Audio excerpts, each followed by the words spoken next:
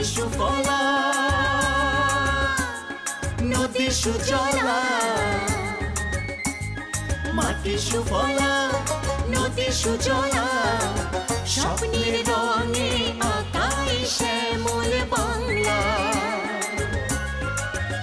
আমার শ্যামল বাংলা শ্যামল বাংলা আমার শ্যামল বাংলা ওই শ্যামল বাংলা। সুপ্রিয় দর্শক, স্বাগত জানাচ্ছি বাংলা ভিশনের নিয়মিত আয়োজন আফতাব বহুমুখী ফার্মস লিমিটেড শ্যামল বাংলা অনুষ্ঠানে। শুরুতে জানিয়ে রাখছি আফতাব বহুমুখী ফার্মস লিমিটেড শ্যামল বাংলায় কি কি থাকছে আপনাদের জন্য। আফতাব বহুমুখী ফার্মস লিমিটেড শ্যামল বাংলার আজকের পর্বে আপনাদের জন্য থাকছে ছাদে বাগান করার পদ্ধতির উপর একক প্রতিবেদন।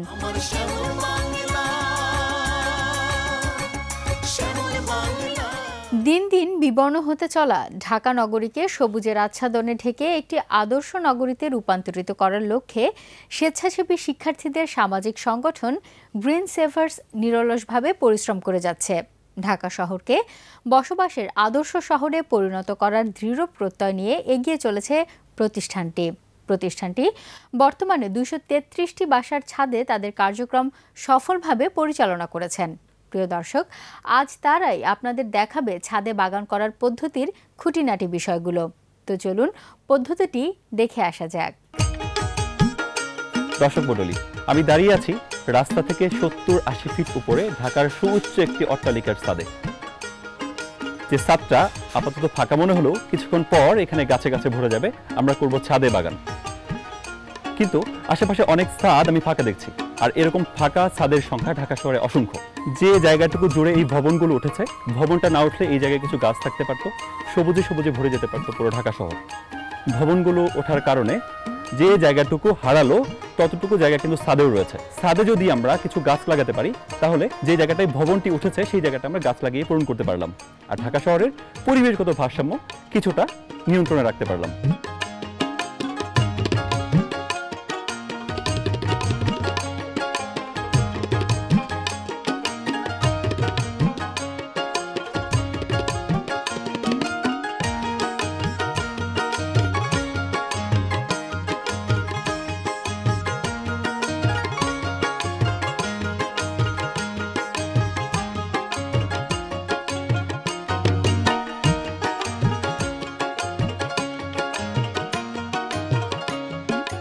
সবুজের আহ্বানে সাড়া দিয়ে আমাদের সাথে যুক্ত হয়েছেন মামুনুর রশিদ সাহেব এবং আমাদের যুক্ত করেছেন তার ছাদে বাগান কার্যক্রমের সাথে। নগর কৃষক হতে চান মামুনুর রশিদ সাহেব। আমরা শুনবো তার কথা, তার সম্ভাবনার কথা, তার ভাবনার কথা, কিভাবে তিনি এই সবুজের আন্দোলনে যুক্ত হলেন এবং তার ছাদে বাগান কার্যক্রম শুরু করলেন। আমাদের দেশে বিভিন্ন টিভি চ্যানেলে যেসব কৃষির উপর প্রোগ্রামগুলো হয়, স্পেশালি বাংলা ভিশনে শ্যামল বাংলা, চ্যানেল আই, মাটিও মানুষ, আমি এইসব প্রোগ্রামের বড় ফ্যান।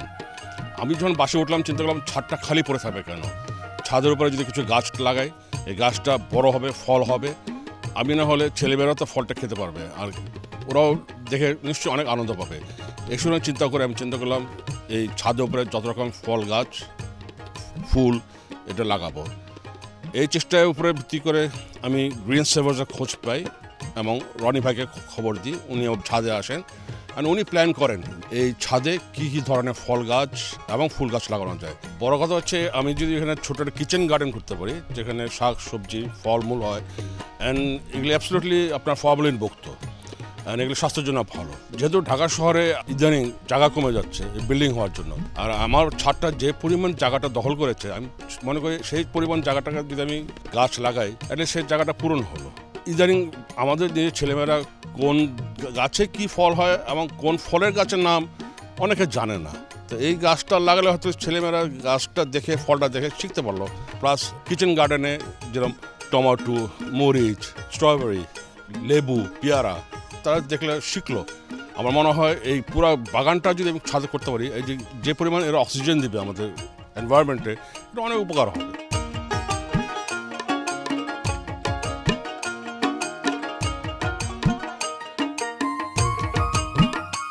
চলুন জেনে নিই ছাদে বাগানের জন্য কোন কোন উপকরণ আমাদের দরকার। আমরা এখন উপকরণগুলোর সাথে পরিচিত হয়ে নিই। আমাদের দরকার হচ্ছে মাটি, ভালো দোআঁশ মাটি আমাদের দরকার, আমাদের দরকার ভালো গোবর, আমাদের দরকার ড্রাম, গাছ এবং গাছের জন্য প্রয়োজনীয় খাবার, যেটাকে আমরা সার বলে থাকি। দর্শক, একটু আগেই যেমনটা বলছিলাম যে গাছ লাগানোর জন্য দরকার দোআঁশ মাটি, কিন্তু এই মাটি দোআঁশ মাটি না বেলে মাটি না এঁটেল মাটি সেটা আমরা কীভাবে চিনব? খুব চমৎকার একটি উপায় আছে, একটু মনোযোগ দিয়ে আমরা দেখে নিই। আমরা মাটিতে কিছুটা পানি মিশাই, পানি মিশানোর পরে সেটাকে আমরা একটু কাই করে নিই, যেভাবে আমরা আটা বা ময়দা কাই করি। আমি এটা কাই করলাম। এখন আমি এটাকে 6 থেকে 7 ইঞ্চি পরিমাণ একটা স্টিকের মতো করে নিব, যাতে এটাকে আমি বাকিয়ে একটা রিং অথবা চুরির মতো করতে পারি। আমি এখন এটাকে একটা রিং অথবা চুরির মতো আমি করলাম। যদি এটা চুরির মতো বাঁকার পর কিছু আঁশ দেখা যায় তাহলে এটা দোআঁশ মাটি, যদি কোনো আঁশ না থাকে তাহলে এটা হচ্ছে এঁটেল মাটি, আর যদি এটা না বাঁকে তাহলে হচ্ছে বেলে মাটি। দর্শক, আমার হাতে এক টুকরা গোবর। গোবরেরও রকম সকম আছে। কোন গরুর গোবর গাছের জন্য উপকারী আমরা সেটা এখন জানবো।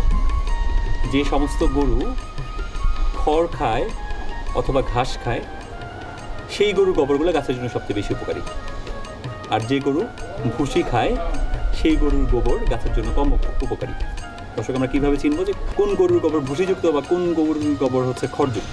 যে গোবরগুলো একটু শক্ত ধরনের, যে গোবরগুলোতে প্রচুর ঘাস অথবা আপনার খড়ের চিহ্ন দেখতে পাওয়া যায়, যেমন আমি দেখতে পাচ্ছি এখানে কিছুটা তো আশ্বাস দেখতে পাচ্ছি, সেই গোবরগুলো হচ্ছে আপনার খড়ের গোবর অথবা ঘাসের গোবর। আর যে গোবরগুলো ধরলেই বালুর মতো ঝরে যাবে, ততটা শক্ত হবে না, যেমন এরকম একসাথে এঁটে থাকে না বা এঁটে থাকলে আবার খুলে যাচ্ছে, এটা হচ্ছে ভুসির গোবর। খড়ের গোবর অথবা হচ্ছে ঘাসের গোবর গাছের জন্য বেশি উপকারী। দর্শক, আমরা আজকে ফলের গাছ লাগাবো।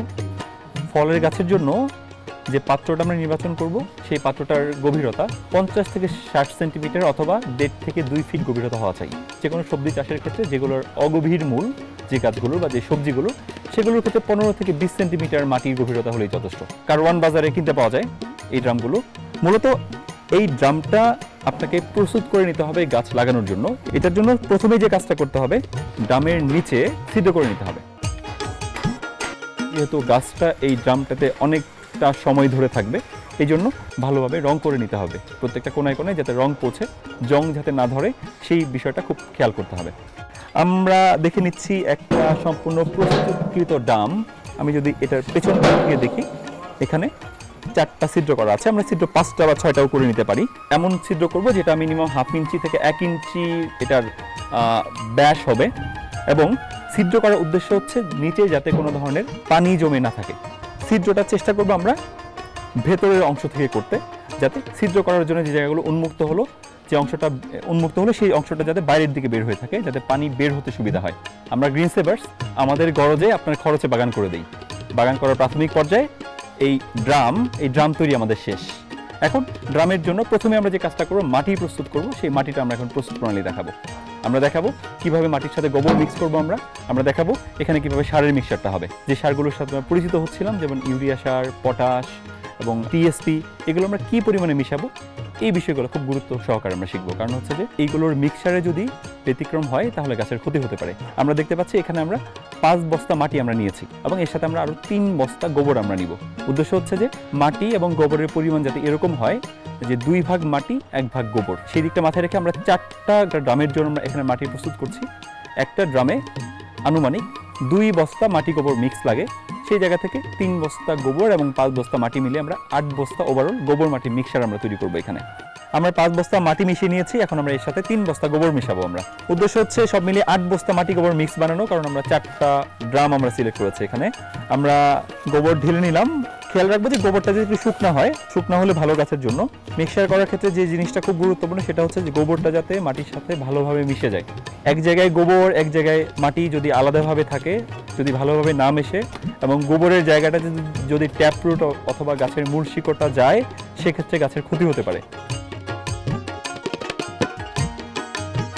মাটি গোবর মেশানো শেষ। আমরা দেখতে পাচ্ছি বেশ ভালোভাবে গোবরের সাথে মাটি বা মাটির সাথে গোবর মিশে গেছে, যেটা খুব দরকার ছিল। এখন আমরা এর সাথে যোগ করব সার। 4টা এই সাইজের ড্রামের জন্য আপনার 1 কেজি টিএসপি সার আপনার লাগবে, এবং তার সাথে 200 থেকে 250 গ্রাম ইউরিয়া সার লাগবে। যদি গাছ দেখতে সুস্থ হয় তাহলে 200 গ্রাম দিলেই হবে। যদি গাছটা একটু দুর্বল থাকে তাহলে আমরা 250 গ্রাম পর্যন্ত ইউরিয়া যেতে পারি, এবং এর সাথে আমরা পটাশ 250 গ্রাম মিশিয়ে নিব। হিসেব খুবই সহজ। যদি এখানে আমরা একটা গাছের জন্য যাই তাহলে হচ্ছে যে ইউরিয়ার 250 গ্রাম আমরা 4 ভাগে ভাগ করব, পটাশের 250 গ্রামে 4 ভাগে ভাগ করব এবং টিএসপির 1000 গ্রামকে আমরা 4 ভাগে ভাগ করব। সেভাবে আমরা 2 বস্তা গোবর মাটি মিক্সের সাথে আমরা মিশিয়ে নিব। প্রথমেই আমরা যেমনটা বলছিলাম যে 4টা গাছের জন্য বা 8 বস্তা মাটির জন্য বা 4টা ড্রামের জন্য আমরা কতটুকু সার মেশাবো আমরা আগেই বলে নিয়েছি। 1 কেজি টিএসপি সার আমরা মিশিয়ে দিব। আমরা মিশাচ্ছি 1 কেজি টিএসপি সার। এই প্যাকেটে 1 কেজি টিএসপি সার আছে, আমরা সেটা প্রথমে মিশিয়ে নিলাম, আমরা একটু ছড়িয়ে দিলাম। এখন আমরা এর সাথে যোগ করব হচ্ছে ইউরিয়া। ইউরিয়া আমরা যোগ করব, এখানে 1 কেজি পরিমাণ ইউরিয়া আছে, এর 4 ভাগের 1 ভাগ মানে 250 গ্রাম ইউরিয়া আমরা পরিমাণ মতো যোগ করে দিব। আমরা 250 গ্রাম ইউরিয়া আমরা যোগ করে দিলাম, আর এর সাথে 250 গ্রাম পটাশ আমরা যোগ করে দিব। আমি আবার বলে নিচ্ছি 4টা গাছের জন্য। যদি আপনি একটা গাছ করতে চান তাহলে এর সাথে আপনি সেভাবে ভাগ করে নেবেন। আমরা একইভাবে গোবর মাটি যেভাবে খুব যত্ন সহকারে মিক্স করেছি, একইভাবে সারগুলোকেও আমাদের বেশ ভালোভাবে মিক্স করতে হবে, যাতে কোনো জায়গায় সার জমাট বেঁধে না থাকে। যদি কোনো জায়গায় সার জমাট বেঁধে থাকে এবং সেই জায়গায় যদি ট্যাপ রুট বা কোনো রুট থাকে তাহলে গাছের ক্ষতি হতে পারে। গাছ লাগানোর পুরো মাটি এখন আমাদের প্রস্তুত হয়ে গেছে ড্রামও। এখন মাটিগুলোকে ড্রামে ভরে সেখানে গাছটা কিভাবে বসাবো এবং কিভাবে বসালে সবচেয়ে বেস্ট ওয়েতে গাছটাকে আমরা স্থাপন করতে পারবো সেই পদ্ধতিটাই আমরা দেখব। আমরা প্রথমেই ড্রামে কিছু ছিদ্র যেটা করে নিয়েছি, এই ছিদ্রর উপরে আরও 1 ইঞ্চি লেয়ার পর্যন্ত আমরা দিব ইটের সুরকি বা ইটের খোয়া। আমরা আগেই বলেছি যে যাতে পানিটা বের হয়ে যায়, পানি জমে না থাকে। আমরা এরপর দিব হচ্ছে কিছুটা বালি মিশিয়ে দিব, যাতে যদি কোনো পানি জমে থাকে সেই পানিটা বালি শুষিয়ে নিতে পারে এবং আস্তে আস্তে সেখান থেকে গাছ তার প্রয়োজনীয় পানিটুকু গাছের শিকড় দিয়ে নিয়ে নিতে পারে। 1 ইঞ্চি পরিমাণ ইট এবং তার উপর বালুর লেয়ার দেওয়ার পরে এরপর দিব আমরা মাটি। মাটিটা প্রথমে আমরা পুরো ড্রামের 3 ভাগের 2 ভাগ অংশ আমরা মাটি ভরাট করব। এরপর আমরা সেখানে গাছটা স্থাপন করব। গাছটা স্থাপন করার পরে এরপর বাকি খালি অংশটুকু আমরা আস্তে আস্তে মাটি দিয়ে ভরিয়ে দিব। এখন যেহেতু সামনে বর্ষাকাল আসছে, আমরা চেষ্টা করব পুরো ড্রামটা মাটি দিয়ে ভরিয়ে দিতে, যাতে বর্ষার বৃষ্টির পানি কোনোভাবেই গাছের টবে বা ড্রামে জমে থেকে গাছের ক্ষতি না করে। কিন্তু যদি শীতকাল হতো তাহলে আমরা কিছুটা অংশ ড্রামের উপর থেকে ফাঁকা রাখতাম, যাতে যদি আমি এক্সট্রা পানি দিয়ে রাখতাম সেটা আস্তে আস্তে গাছ তার প্রয়োজন মতো নিয়ে নিতে পারত। আমরা প্রায় কাছাকাছি চলে এসেছি। আমরা 2/3 জায়গায় আমরা সার গোবর মিশ্রিত মাটি দিয়ে আমরা ভরাট করে ফেলেছি এবং এর আগে আমরা যেমনটা ইটের খোয়া দিয়েছি, বালু দিয়েছি। এখন আমাদের দেওয়ার পালা হচ্ছে গাছ। ব্যাগটাকে আমরা ছিঁড়ে ফেলে দিলাম। একটু খেয়াল রাখছি যে যাতে ট্যাপ রুট ক্ষতিগ্রস্ত না হয়। প্যাকেট থেকে গাছ বের করার ছোট্ট একটা টেকনিক আমরা শিখে নিব। গাছ লাগানোর আগে প্যাকেটটা যেভাবে আমরা খুলতে পারি, প্যাকেটটা ভালোভাবে 2 পাশ থেকে আমরা এইভাবে একটু চাপ দিয়ে নিতে পারি, যাতে করে যেটা হবে যে প্যাকেটটা খুলতে যাতে সুবিধা হয়, যাতে কোনো শিকড় বা গাছের কোনো অংশ যাতে ক্ষতিগ্রস্ত না হয়।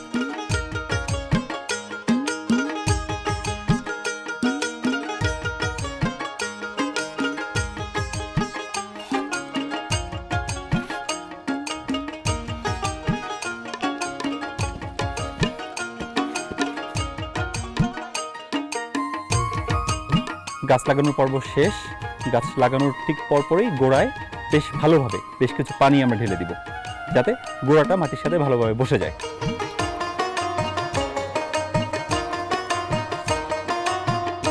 এখন এই টবে শোভা পাচ্ছে সুন্দর একটি জামরুল গাছ। আশা করি ফুলে ফলে ভরে যাবে এই জামরুল গাছ।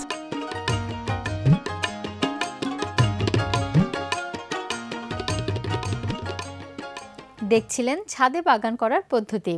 ছোট্ট একটা বিরতি নেব, আর বিরতির পর দেখবেন পদ্ধতিটির বাকি অংশ।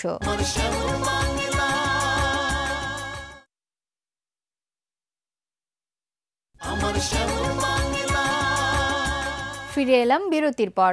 এখন দেখব ছাদে বাগান করার পদ্ধতিটির বাকি অংশ। গ্রামে গাছ লাগানোর পর্ব শেষ, এখন স্থান নির্বাচনের পালা। আমরা এই গাছগুলো একটা ছাদের কোন অংশে বসাবো আমরা। ওভারঅল রুফটপ গার্ডেনিং প্ল্যানিং এবং ডিজাইনিং খুব ইম্পর্টেন্ট একটি পার্ট। আমাদের অনেকেরই একটা ভুল ধারণা আছে বা আমাদের অস্বচ্ছ ধারণা আছে যে ছাদে গাছ লাগালে ছাদের ক্ষতি হতে পারে। হ্যাঁ, ছাদের ক্ষতি তখনই হতে পারে যদি ছাদে পানি জমে থাকে এবং সেই ছাদটি বেশ পুরনো হয়, ছাদে আপনার নেট ফিনিশিং দেওয়া না থাকে অথবা হানিকম ঢালাই না থাকে। হ্যাঁ, বাট আধুনিক স্থাপত্যবিদ্যার যে নতুন নতুন পদ্ধতিগুলো এখন অ্যাপ্লাই করা হচ্ছে, সেই পদ্ধতিগুলো অনুসরণ করে যদি ছাদ তৈরি করা হয় তাহলে ছাদের ক্ষতি হওয়ার সম্ভাবনা নাই বললেই চলে। তাছাড়া আমরা যাতে আপনার ছাদের কোনো ধরনের ক্ষতি না হয় তার জন্য সব ধরনের মেজার বা পর্যায়ে আমরা গ্রহণ করেছি। যেমন প্রথমে আমরা যেটা করেছি যে ছাদের কোন অংশগুলোতে যদি এই ভারী ড্রামগুলো রাখি ছাদের কোনো ক্ষতি হবে না। এবং বিমগুলোকে নির্বাচন করে বিম বরাবর বা বিমের ওপর যাতে ভারটা যায় গাছের, সেই অনুযায়ী বিভিন্নভাবে আমরা এই পুরো ছাদের বিভিন্ন অংশে শৈল্পিক একটা ডিজাইন আমরা করেছি। এখন আমরা সেই ডিজাইন অনুযায়ী গাছগুলোকে আমরা বসাবো। সাধারণত ছাদের রেলিং বরাবর বিমগুলো থাকে, কাজেই আমাদের বিম নির্বাচন করতে সমস্যা হলে আমরা ছাদের রেলিং বরাবর রেলিং ঘেঁষে আমরা কিছু গাছ রাখতে পারি। তবে গাছ রাখার ক্ষেত্রে দূরত্বটা হচ্ছে খুব গুরুত্বপূর্ণ ব্যাপার। একটা গাছ থেকে আরেকটা গাছের দূরত্ব যাতে মিনিমাম 2 মিটার থেকে 2.5 মিটার হয়, সেই বিষয়টা খেয়াল রাখতে হবে। এবং সব মিলিয়ে যাতায়াতের রাস্তা যদি আপনি না রাখেন, তাহলে গাছ একদিকে যেমন বাড়ার ক্ষেত্রে ব্যাঘাত সৃষ্টি হবে, অন্যদিকে আপনি যে গাছের পরিচর্যা করবেন সেজন্য আপনার যাতায়াতের ক্ষেত্রেও সমস্যা হতে পারে।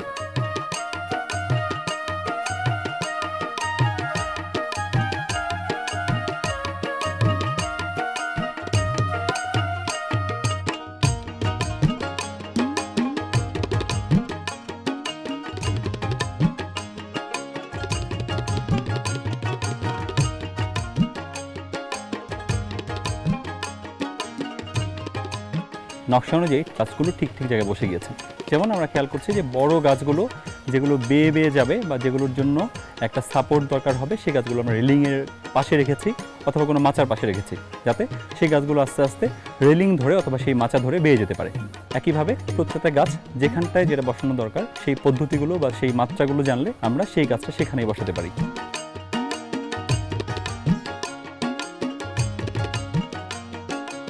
আমরা দেখেছি কিভাবে একটি বাগান তৈরি করতে হয়, আমরা এও দেখেছি একটি অপূর্ণাঙ্গ বাগান কিভাবে আস্তে আস্তে বেড়ে ওঠে, এবং এখন আমরা দাঁড়িয়ে আছি একটি পূর্ণাঙ্গ বাগানে, যেখানে ফুল ফলে সুশোভিত চমৎকার একটি বাগানের রূপ পরিগ্রহ করছে চারপাশে।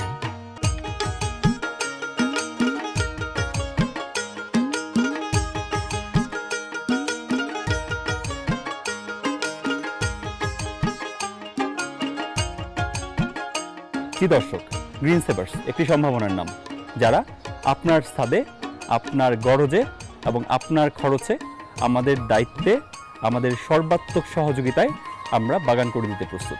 বাগান করার জন্য সব ধরনের সাপোর্ট নিয়ে আমরা কাজ করছি। একটি সুস্থ মানুষের বেঁচে থাকার জন্য 8টা গাছ দরকার হয়।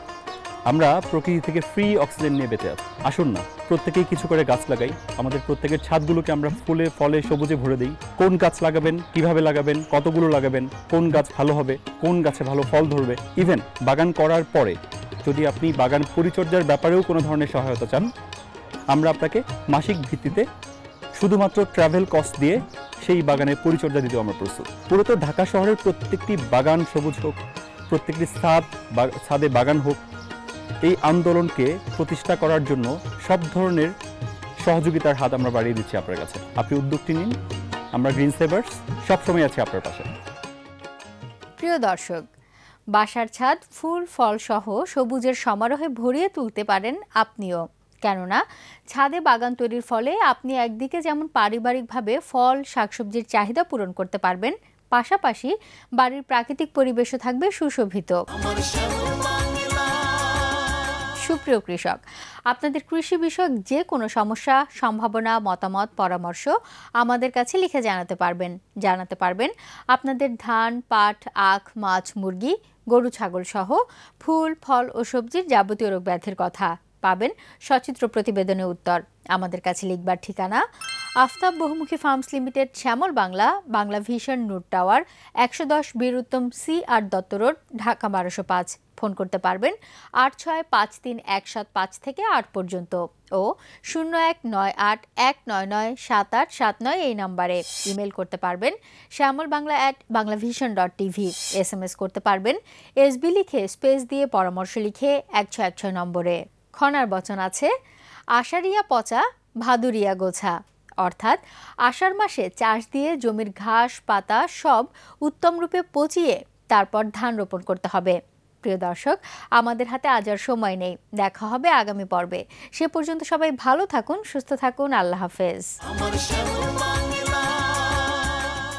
আফতাব বহুমুখী ফার্মস লিমিটেড শ্যামল বাংলার আগামী পর্বে দেখবেন শ্যামল বাংলা লাইভ।